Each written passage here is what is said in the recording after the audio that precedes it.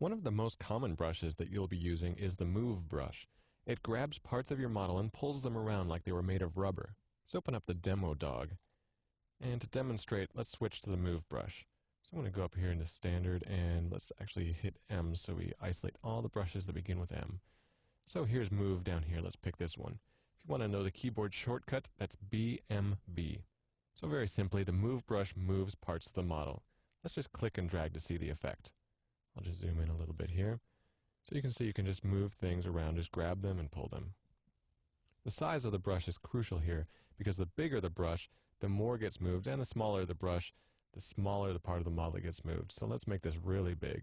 Now you can see you can make really dramatic changes to the overall size and proportion of the model. If you go very small, you see you can grab just almost an individual polygon. It's important to know that the movement happens parallel to the viewing plane.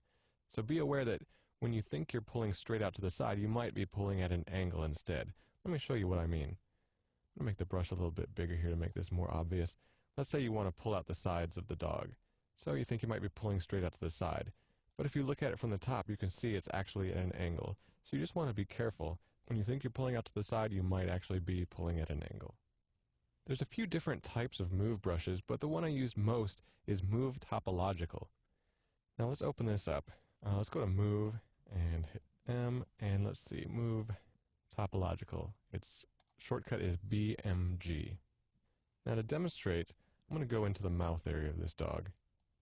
Now Move Topological is going to move parts of the model, but wherever there's a gap between parts of the model, it's not going to affect. So you can see you can move the lower part of the mouth down, and it just barely grabs a little bit of the sides of the mouth. That's the pulling effect you can see on the upper part of the mouth. But really it's going to leave the upper part of the mouth mostly alone. If you switch back to the regular Move brush, BMB, and try to do the same thing, you see you're going to move everything along. But if I switch back to BMG, and actually let's shrink the brush just a little bit.